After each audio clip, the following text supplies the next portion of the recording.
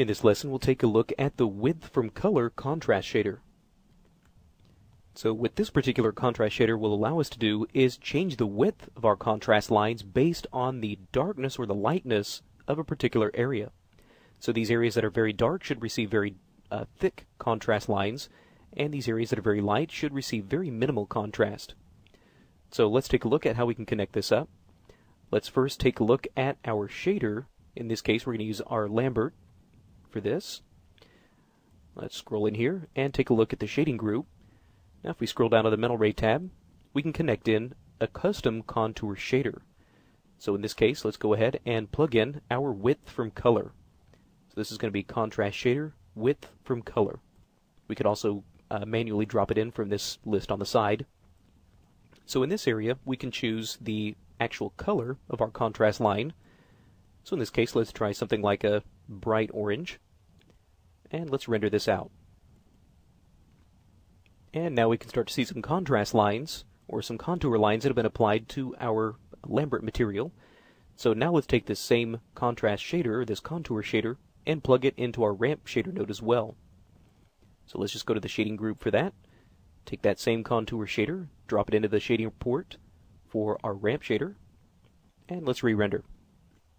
And now we can start to see those same sorts of contouring effects on the cube as well. Now one thing that is very important to take note of is the fact that for this particular shader to work correctly, you can start to see that these areas that are very dark have this thicker line, whereas these areas that are much lighter in color have this much thinner line. In order for this effect to work correctly, you do need to make certain that in your render settings you're using the contour functions level and the store function. Otherwise, if these nodes are not connected, this particular effect won't work. So if you want to learn more about how to connect and use these particular nodes, we do have lessons dealing with each one of these specifically. So now, in order to start to make some changes to this width from color, let's go back, and now we can start to change the line thickness at the darkest areas. So we can start to drop this down to a little bit lower level. And with the minimum width, we can start to change the line thickness at the brightest or the lightest parts of the image, and re-render. And now you can start to see how we get something that's a little bit finer and a little bit more controlled. So now, if we want to make some adjustments to this, all we would have to do is go back to the function levels, and if we take a look inside that node, we can turn off things like the difference index so that we don't start to get this wireframing effect in here. There we go. So we can also come in and make sure we turn on the difference material and maybe start to give this a little bit more contrast as well. And again, if you want to learn more about how to use this particular node, we do have a lesson that's dedicated entirely to using that.